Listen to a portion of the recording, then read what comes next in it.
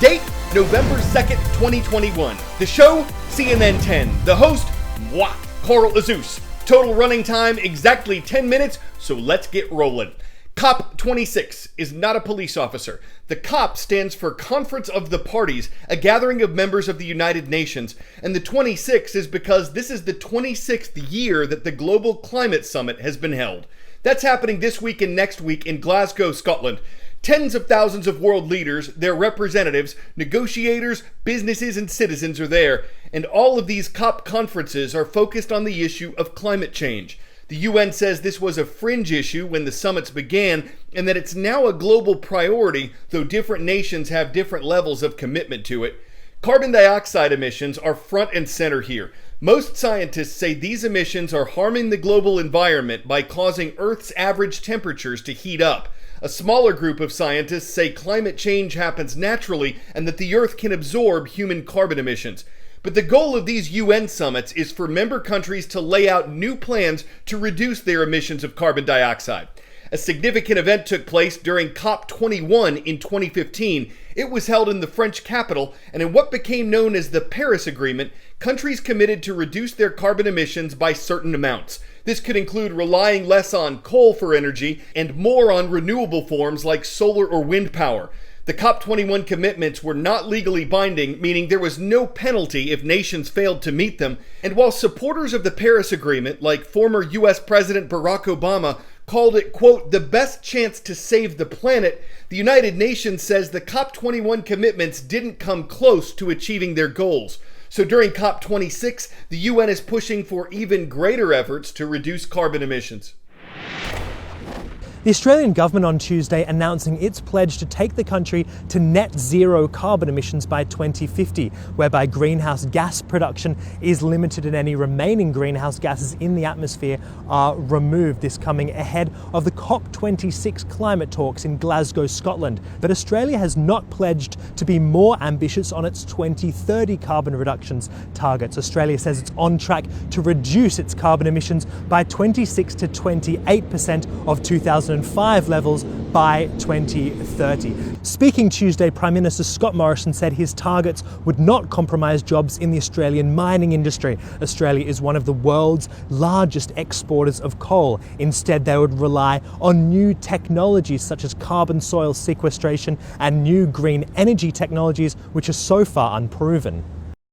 Australians want action on climate change. They're taking action on climate change.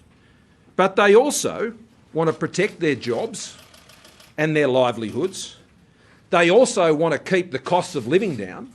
And they also want to protect the Australian way of life, especially in rural and regional areas. 10-second trivia. Which of these adjectives is derived from a Latin term meaning steersman? Gubernatorial, sartorial, naval, or avuncular? Gubernator sounds like the Latin term for steersman or governor, and it's where we get our word gubernatorial. And 2 U.S. gubernatorial races factor into our next report this Tuesday. One of them is in the Garden State, New Jersey. The other is in the Old Dominion State, Virginia. Both are being held today, and while most gubernatorial races don't get the amount of national attention that presidential elections do, these two in particular are closely watched as types of forecasts about how America's two main political parties are faring. Interest is particularly high during a time of deep political divisions and the ongoing COVID-19 pandemic. Here's CNN 10 contributor Rachel Janfaza with a look at events in 2 eastern states. Both Virginia and New Jersey hold their elections for governor 1 year after a presidential election, Carl. You may have heard these races referred to as bellwether elections, but you might be wondering, what does a bellwether election really mean? Well, the term bellwether refers to something that's a predictor for or resembles a larger phenomenon. The word actually comes from Old Middle English, when a bell was put around the neck of a ram, also known as a wether, to lead a flock of sheep in one direction. Think of a bellwether as a leader, or to put it in the context of 2021, an influencer. Back to the politics, these gubernatorial races can provide a glimpse into how the country is feeling 1 year after a general election season, and can predict trends for how the country may act 1 year moving forward during the midterm elections. Often, but not always, these elections go in favor of the party not in the White House. For example, in 2005, Democrats clinched in both Virginia and New Jersey. At the time, pundits said that served as a warning sign for Republicans and President George W. Bush. And in 2009, Republicans won in both states, which didn't look so great for President Barack Obama, though both President Bush and President Obama ended up completing 2 full terms as president.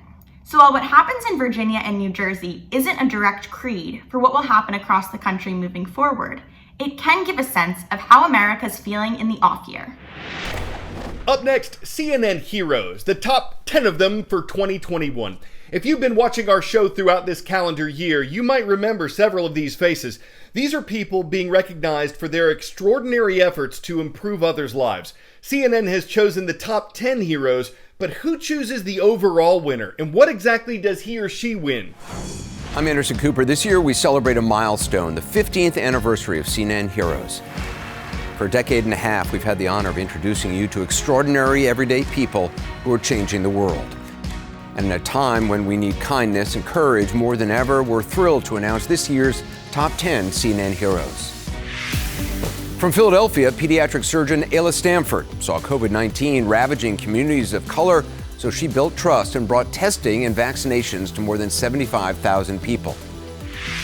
From San Francisco, David Flink is building understanding and confidence using his journey with ADHD and dyslexia to help kids with learning differences across America thrive. In New York City, Hector Guadalupe uses fitness training to help formerly incarcerated men and women like himself get family-sustaining jobs and build careers. From Cartagena, Colombia, Jennifer Colpas brings eco-friendly energy, safe water, and sanitation to struggling Colombians living in remote areas. Linda Dowdy of Phippsburg, Maine monitors 2,500 miles of coastline, providing life-saving support and medical care to thousands of marine animals.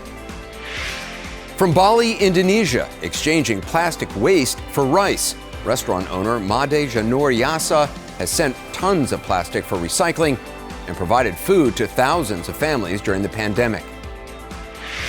And in Simi Valley, California, Michelle Neff Hernandez has turned her profound grief into sustaining support for the widowed. Oncologist Patricia Gordon walked away from her Beverly Hills private practice to save women around the world from dying of preventable and treatable cervical cancer. On LA's Skid Row, Shirley Raines brings dignity and respect to thousands of homeless people every week, rain or shine. And in Morogoro, Nigeria, Zena Mustafa educates orphan children from both sides of a violent extremist conflict, providing support to more than 2,000 boys and girls a year. Congratulations, the top 10 CNN heroes of 2021. Now it's time for you to choose who inspires you the most. Who should be named CNN Hero of the Year and receive $100,000 to continue their great work? Go to CNNHeroes.com right now to vote. And be sure to watch the 15th annual CNN Heroes All-Star Tribute as we announce the Hero of the Year and celebrate all of this year's honorees live Sunday, December 12th.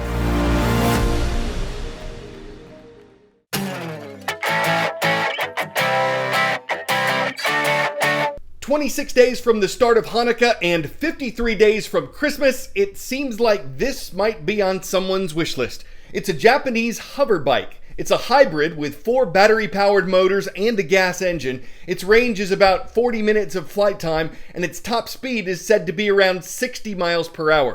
Of course, you might need a pilot's license to operate it, and you will need $700,000 to put it in your garage or hangar. But you can BikeCon having fans hover around. When you get that fly ride off the ground, when they hear this sound, they'll all abound like a flock of birds all fluttering downtown, all bound to try and hound you. If you're lost but then get found, you get props when yours get wound and seeing what's up when you get down. I wasn't planning a rap today, but that one just kind of took off. Shout out goes out to Catoosa High School in Catoosa, Oklahoma. Thank you for watching on YouTube. I'm Carl Azus for CNN.